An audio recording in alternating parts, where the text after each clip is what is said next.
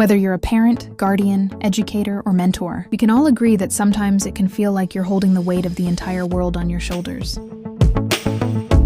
Welcome to Parenting Adventures, where we aim to be a beacon of support and knowledge for those navigating the complexities of parenting.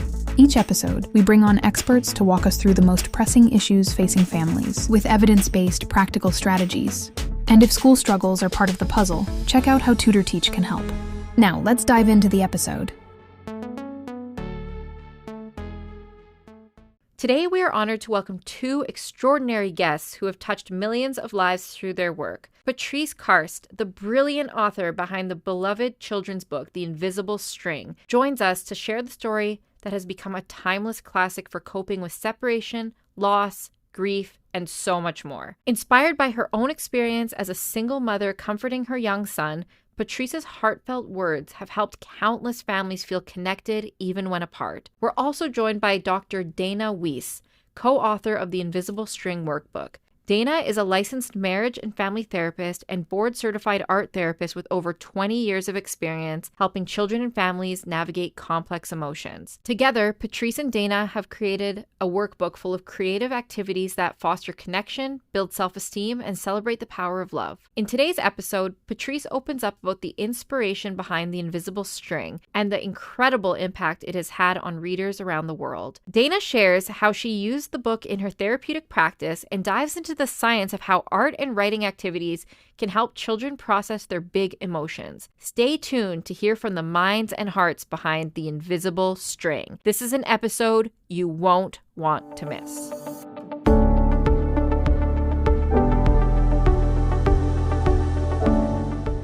Patrice, your book, The Invisible String, has touched the lives of countless people. What initially inspired you to write this story, and did you ever imagine it would have such a profound impact on as many people as it has? No, I had no idea. In a million years, I could have never, ever imagined what happened with this book that I wrote. And you asked what the inspiration was. It was really simple. I was a single working mom, full-time working mom. My son, I believe, was 5 at the time, just started school. And he was really sad in the mornings when I would bring him to school and leave him there to go to work. He had really bad separation anxiety and made me cry. You know, he cried, I cried, and it was, it was just a bad day every day like that. And so one day I just happened to say to him what seemed obvious to me, which was, we're connected by an invisible string. And when you miss me, just pull on it and I'll feel it in my heart and I'll tug it back and you'll feel it in your heart. And we'll be connected all day till I pick you up. So what you crying about? We're connected. We've got an invisible string. And it was like the light bulb went on, for him. And he was like, we have an invisible string? And literally his separation anxiety pretty much ended by that awareness of an invisible string. And then and that's the origin. That's how it all began. And I just felt that I had something, that might really be able to help a lot of other kids since it helped him so much. And so I wrote it as a children's story, and the rest is history. I almost wonder if it's more for the kids or more for the parents. A lot of that's the interesting thing about this particular children's picture book is that it's crossed over in that adults buy it all the time for other adults. It's a way of saying, I love you. We will always be connected. And, or as a grief gift or as a moving, your moving neighborhood, it's used, the invisible string is used in just so many different ways. But yeah, a lot of adults buy it for other adults. The invisible string has become a term that people know what it means, and that was termed by you. That's insane. Yeah, it's trippy. It's become part of the collective consciousness now. That's out there. It's Taylor Swift wrote a song, came out, I don't know, 4 years ago, I think it was, called The Invisible String. And it's just so funny because, people are like, do you think she read your book? And it was like, very possibly, because the book came out almost 25 years ago. So I wouldn't be surprised. But it's just in the collective consciousness now that we are connected by an invisible string. It's used, if I hear people will send me stuff. It was used in a movie or a TV show or a, a commercial or a, magazine article. And those are the ones that I'm not getting, we're not getting credited for. The places where it is cited is just truly amazing. The military and the adoption and foster groups and the prison system and therapists and counselors. And, it's like the number one Valentine's Day book, but it's also the number one, book for loss, death, and grief for children. So it's just sort of, exploded in a lot of different areas. Wow. And does your son recognize that he was the inspiration behind it? He does. He absolutely does. We talk about it a lot. We talk about the fact that, can you believe that this thing that I used to tell you when you were a little boy has now exploded into this worldwide phenomena where the whole world is finding out about their invisible string. And he did something one night, it was a few years ago. I was having a really hard night and he had come over for dinner, and I saw him grab one of the books and start writing in it, one of my copies of The Invisible String. And he said, "Don't read this until after I leave." And he left. And then I picked up the book and he had written in it, "Mom, when you wrote this book all those years ago, I wanted you to know that here I am basically writing back to you, and that the string has two ends, and that I will always be on the end of your invisible string, of our invisible string." And I was like, oh my God, full circle. Puddles. Yeah, full circle. That makes me think of when my kids get older, and I don't think I can put my head there, but that's a very empathetic moment for him to return it to you. Yeah, it was really beautiful. It was like a really incredible moment that I don't believe I'll forget. Um, because he, and of course he's blown away. He's blown away that the invisible string like turned into this huge thing. But that he would recognize in my time of sadness, that would be comforting to me in the way that in his time of sadness, I told him the story. To make him feel better. It was like, oh, yeah, I needed to remember I'm going to start crying now. I needed to remember about the invisible string myself. We write and we teach that which we most need ourselves. And I struggle with depression. I've sort of had depression my whole life, and anxiety. I came from a very traumatic childhood, which a lot of people don't know. Incredibly traumatic, actually. A lot of abuse and neglect. And, it's just really, it's only been in the past few years that I've really realized, wow, like, how does that even all work? Like, you came from a family where there really was no love. I mean, it was very, very painful. And yet we innately have love, I believe, inside of us. Somehow love is. And I was able, I don't know, it still blows me away really, but to offer this thing to my son and to then the world at large, that I still don't know how I ever got that, other than, like I said, I think we innately have love in us. But my goodness, this is a parenting show. I know parents know this, but I'm just going to say, like, you have no idea how important your love and your kindness and your affection and your admiration of your children and being there for them. Like, it's everything. When I meet people that came from a loving family, I'm just like, wow, like, that's gold, man. It's gold. Because when you don't have it, there's nothing that feels safe about this world, right? So anyway, kudos to all the parents that are listening for being great parents, and not only giving a damn about their kids, but wanting to be the very, very best parents they can be. God bless you all, seriously. It sounds like you flipped the narrative Yeah. you gave your son, and I'm not sure if you have other children, but at least your son, the life that perhaps you weren't granted as a child. And now he felt safe enough to come and write to you in your book, Yeah. words Yeah. that you'll treasure forever. And you felt safe enough as his mother to write words to him. And it's a legacy. It's an absolute legacy. And so you kind of broke the trend, and now Thank he's going to be able to pour that love into others, you know? Yes, yes, and he does. He's a very loving person.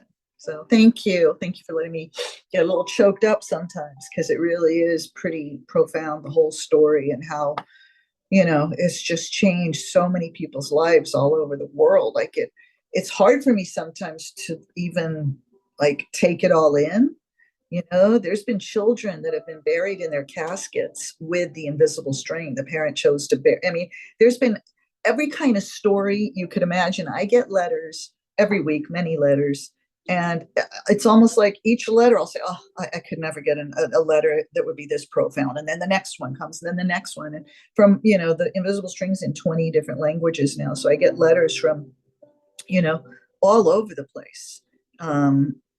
Yeah, it's a mind blower. It really is. You should be so proud of what you created. You changed the way that parents are able to talk to their children. And I mentioned this to you before we started recording, but I used this book when my grandma died to talk to my kids about her death, because I didn't have the words. I didn't know when I was researching, how do I talk to my kids about death? I didn't know what to do. And my generation, we didn't really talk about it as much. And so I was really trying to figure out a way that felt on their level, and that was compassionate towards the situation, but also not include details that they didn't need to know, just things that were really pertinent to their ages and grief. And when I got recommended to this book, I read it myself for the first time. I thought, this is it. This is going to give them a visual way, a tangible way.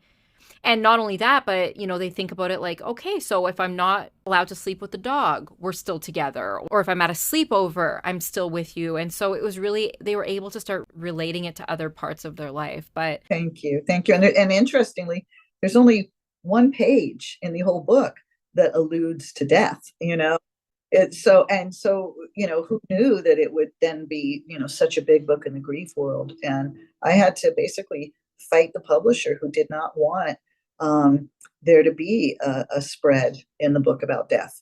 And, he thought, it's a children's book. We don't want to talk about death. And I was like, it's a children's book. We absolutely must talk about death, because it's real. And they're going to see a dead hamster. They're going to hear something on the news. Grandma's going to die. I'm trying to show that the invisible string transcends time and space. We need to have a spread that shows the children they're still connected to the ones they love that have passed. Thank God I fought, and thank God he acquiesced, or we wouldn't be probably having this conversation right now. moms know best. Yeah. You knew that spread was meant to be in the book. Absolutely. So, Dana, I know that you had used the invisible string in your practice for years. So, as a therapist, how have you seen the invisible string metaphor help individuals and families in a therapeutic setting? This is such a big question. Where do I even start? So I'll start with when I found the book. And I had just gotten a new job. I'm a therapist. So I'm a play therapist and art therapist. I have a doctorate in expressive therapies. I had just gotten licensed with my marriage and family therapy, and I had gotten a new job training. And they gave me this gigantic book on trauma. And they said, you are going to train this to all the staff. And I had just gotten the job. So I didn't even know what training really was yet. And I was like, how do I teach this to everyone? I don't know what this is. Like, it was a gigantic textbook. And I was just like, what do I do? And I was out to dinner over here in Venice Beach in California with a friend. And we were walking down the street. We walked into this beautiful little bookstore. I love going into bookstores. And we were just wandering around, and I happened in the children's section upon the invisible string. I had not seen it before. And at this point, Patrice, oh my gosh, how long ago was this? I don't even know. This was many, many years ago at this point. The original book had been out for a little while. This is before the new publishing of it. So it had been out for a little while. It was the older version. And I saw it and I read it, and then I put it down. I was like, oh, that was cute. And I walked away and I looked at my friend, who was also a therapist. And I said, oh my gosh, I think I just found my training. And she goes, what? And I was like, I don't know. We have to go back to this book. Like, let's go look at this book. Let me read it to you. Am I getting this right? I was like, how can this describe what I'm trying to teach people in such a, like you said, tangible way? It was just so profound. And I was like, this is it. So I began reading the book every time I did a training to all these staff. At the time I was working in a hospital. It was a psychiatric hospital and a live-in kind of group home setting for youth who have experienced abuse, who are trying to hurt themselves, trying to hurt others. Um, so we're trying to help the staff understand like how to support these youth that are often having really big and scary behaviors because kind of as Patrice shared earlier, they didn't get the love they needed for many different reasons. So some was psychiatric illness and mental health, and others were abuse and neglect, and a lot was kind of a combination. And so as we read this book, it just like everyone just fell in love with it. The staff started reading it to the youth. We started doing activities. We started doing all this stuff. And it just makes this thing that's so undescribable, like tangible, and you can feel it and you can see it and you can touch it. And we started doing all these really cool activities. And that's actually how Patrice and I met. So you said, you wrote to her hoping you would hear back. And as Patrice talked about all these letters, she really reads them and rates back to people and takes them all into her heart. I also think, as you say, like, why is this a phenomenon, both in therapy and in real life, like outside of the therapy world? And I think it's because Patrice didn't just write a book, Patrice lives this book. And she reaches out to everyone. So we were using it. We were doing all these cool activities. And one of our clients wrote a beautiful poem. And for Patrice, her therapist was leaving for maternity leave and she was really struggling with the separation. And she wrote this gorgeous poem about the invisible string because they were using it to help her get used to her new therapist and be okay that she was going to be gone and there's a new baby coming into the world. Like they were kind of using this as this discussion. And then at the same time, I was working with a young girl who had a new baby and was really struggling with how to connect. She didn't know how to connect to her baby. So I started reading her The Invisible String, and she would borrow my book and read it to her baby. And as they started doing that, we would just do that modeling and that mirroring. She never got that when she was younger. It was just beautiful to see their relationship develop as we were kind of going back and forth practicing this. So these two youth basically were like, you have to tell Patrice how much we love her. And I was like, I said kind of the same thing you said. I was like, this woman is never going to write us back. Like, don't get your hopes up.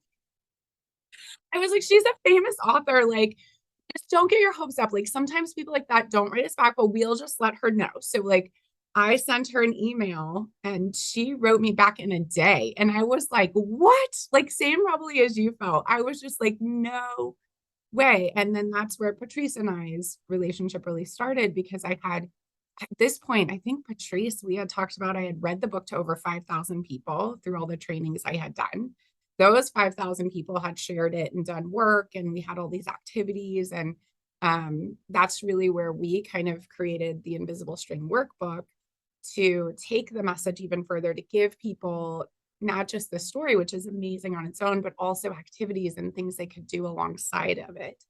And I think just therapeutically, like you all said, like in my private practice and the work I've done, I mean, I've used it for everything. I work with so much separation where parents are separated, and how do we know that our parents still love us even when we're in different homes? It's such a scary time for everybody.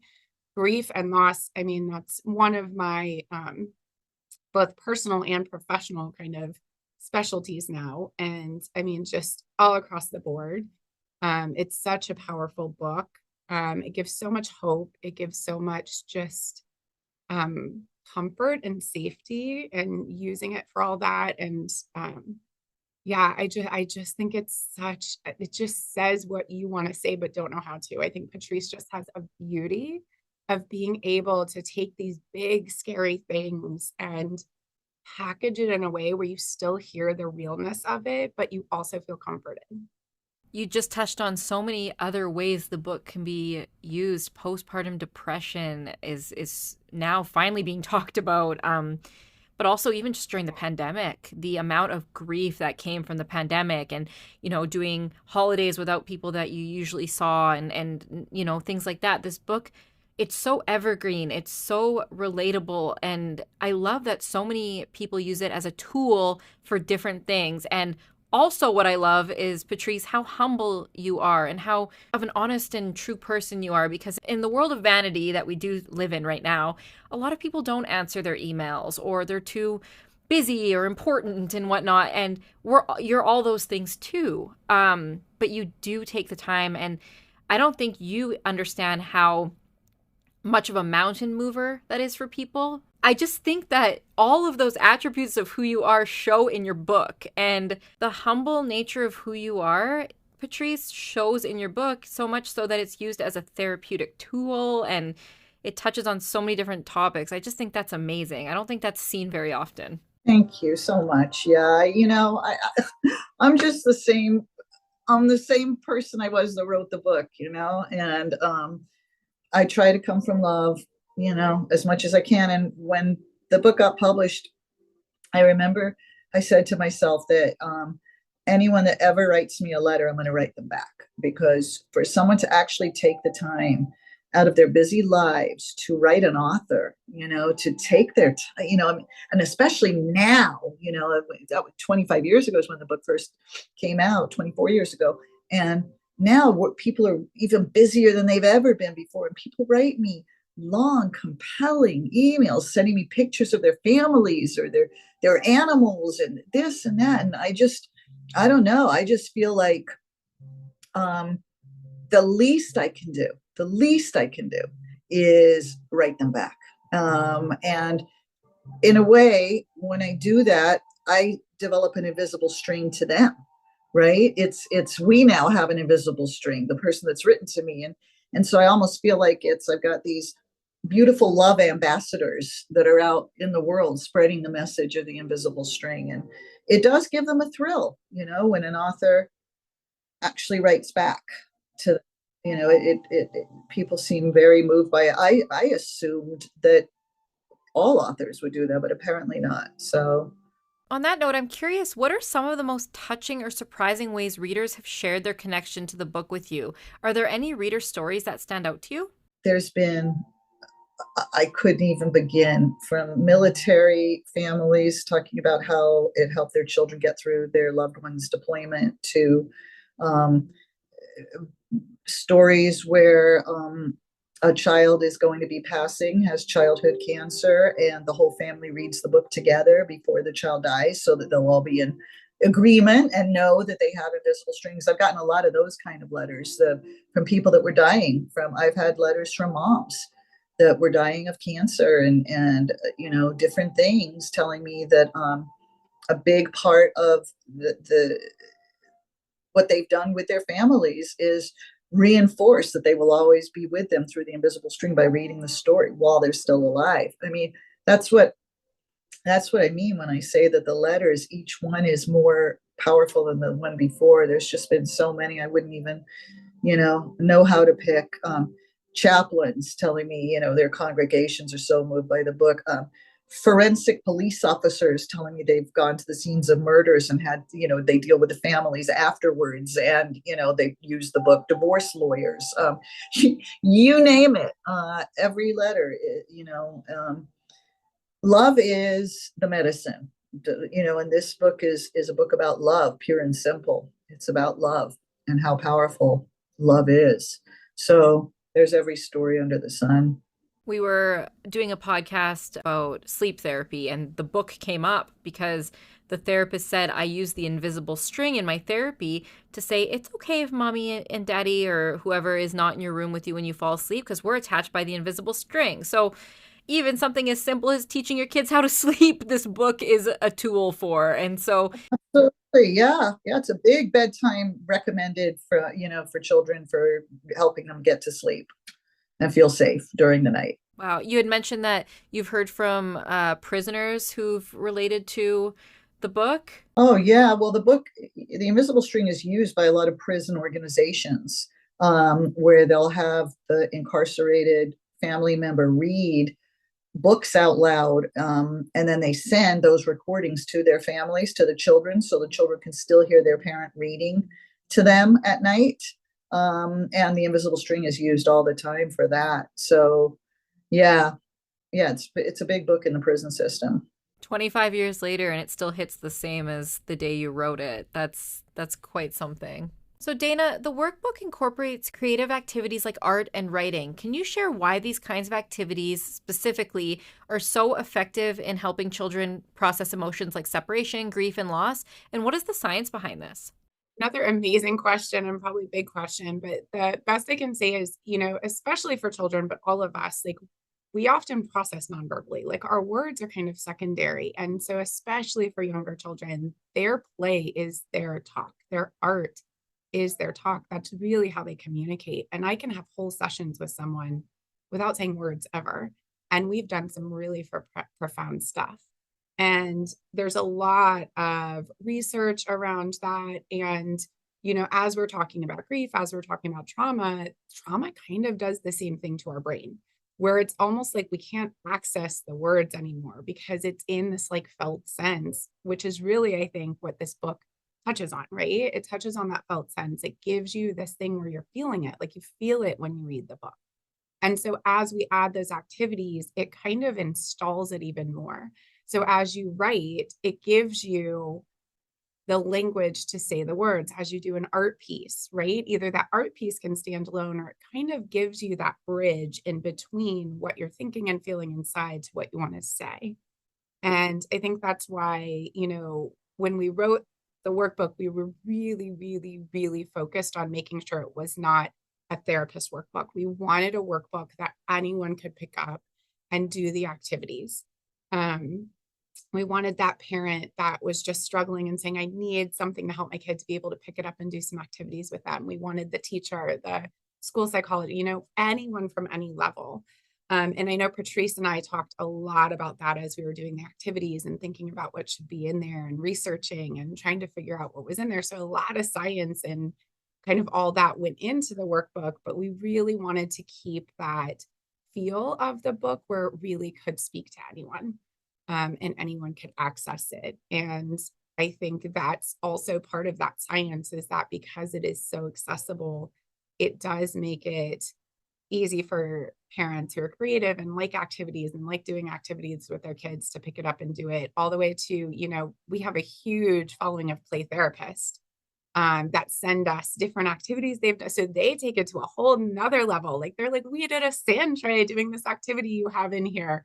And so like they take it to a whole nother level in their work. Privately, we've even had, as much as we get letters, we also all the time get pictures of people's art and writing that they've done from the workbook. And I think one of my probably come around moments that was the most profound for me was one of the girls who wrote the poem when she was with us and I was working with her, called me.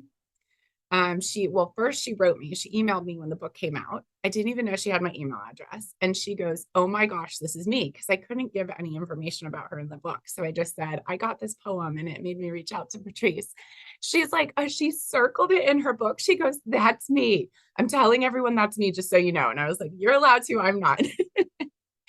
And then a few years later, this was just last year, she was graduating that year from her master's program in social work. And she invited me with her teacher to talk to their whole class about the invisible string and the workbook. And it was just like, this child has carried this book around her whole life and just had that as part of her. And it not only helped her, but she went from in a place of being dark and deep and in depression and not being able to do anything to all of a sudden she's graduating and she's going to go help other people. And I really believe that this book was a huge part, all of us supporting her and using this book with her therapist, myself, everybody was such a profound part of that. So I think there's just so many ways to use this metaphor and to be creative with it. And kind of the more you're able to allow that creativity, it does two things. One, it helps you communicate, but it also releases, right? Kind of as Patrice was saying, all those worries, all that stress, all that sadness that gets kind of stuck in our bodies, the art and the writing also allows a release.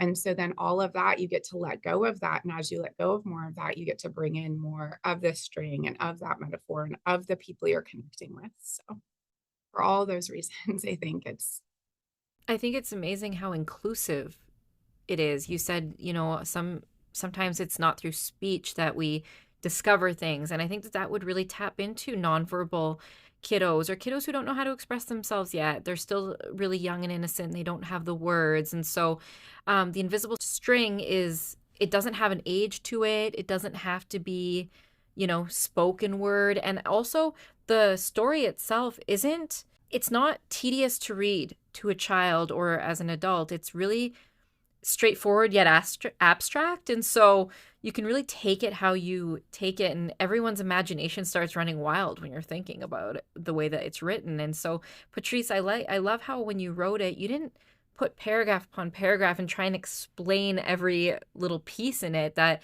you left it to the reader to decide how that touched them and how it related to them. Right. Yeah, absolutely. And the art, I want to give credit to the artist too. She did such a beautiful, beautiful job, Joanne Louvertoff. But yeah, no, it's simple. I like things simple. And children's picture books need to be simple.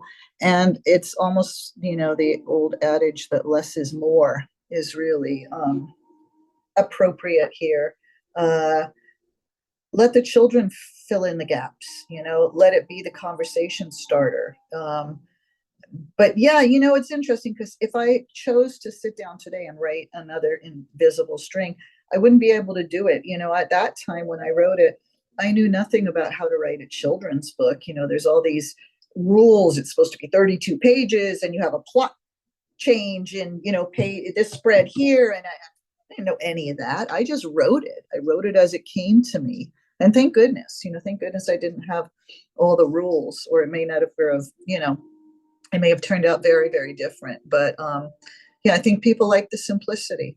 It's a simple concept. It's a tangible explanation for the abstract concept of love and connection. So when you published it and put it out to the world, did you expect it to go from country to country and, language to language, where it became, its own language, its own community, its own recognition of what you said is love, compassion, empathy, and whatnot? Did you expect, or did you have any idea of what was going to come from this book? Absolutely not. No, absolutely not. I just thought I should try to get it published because, wouldn't that be great if it helped 5 kids out there get over their separation anxiety or whatever it would be used for? No, not in a million years. I would have been thrilled if I had sold 500 copies, let alone, it's over 2 million now. Yeah, and in all the different languages, 20 languages, it's an unbelievable, there's no words almost. It's a love train. It's a love train that just started, chewing along and just never stopped. Okay, another message that comes from the invisible string is when you don't know how things are going to go for them anyways. Don't let things hold you back. Sure, absolutely not. And that comfort of knowing that your loved ones are right on the other end of your string, no matter where you are, I think brings a certain level of security to children and the adults that love them. That there's unbreakable bonds that will be there. So yeah, go take that trip to Africa. Yeah. So before we wrap up, where can listeners keep up to date with the two of you and your work? So for me, I have a website, www.patricekarst.com, Facebook, The Invisible String, Instagram, The Invisible String Insta. Yeah, those are the way. And then, of course, Amazon, if you look on Amazon, you can follow authors and hear about, I have 2 new books coming out next year, which I'll plug real quick here. One is called How Jackson Found His Joy Again, and that's about childhood sadness and depression. And The Invisible String Family Celebration comes out, which is the same basic story as The Invisible String, but told through the characters of and the eyes of all different types of families all over the world, different structures, different races, religions, same story, but instead of it following one family all the way through, it is following a whole bunch of different families in different parts of the globe. So that's how to find out about me. I have a website, danaweisphd.com. I need to be updating it, so it should be soon. I'm also on Amazon. I'm an author on Amazon. I have another series that I worked on as well in a workbook around suicide loss. So specific to loss by suicide and how parents and other people can talk about that type of loss, which is such a profound and disenfranchised type of grief. And then Blue Girl Art, at Blue Girl Art is my Instagram, and I'm on there often. So, and through Patrice, people find me too. Anything for the invisible string is through Patrice. You're both doing such important work, and you guys are both mountain movers. I think I said that earlier, but truly you're impacting the lives of not just young minds, but all minds. And that is not an easy task to do, and in such a positive and everlasting way. And I'm thankful that you both took the time to meet with me, and that you took time out of your busy schedules to do this. My pleasure. It's been an amazing conversation, and this book has touched me. I hope you keep writing. Thank you so much for having us. It was a pleasure to meet you. That's it for this episode of Parenting Adventures. Thanks for listening. We hope it gives you that extra bit of confidence that you need to conquer the road ahead. And if you're looking for academic support to ensure your kids thrive in school, visit tutorteach.ca to learn how we're here for families just like yours. We'll see you in the next episode.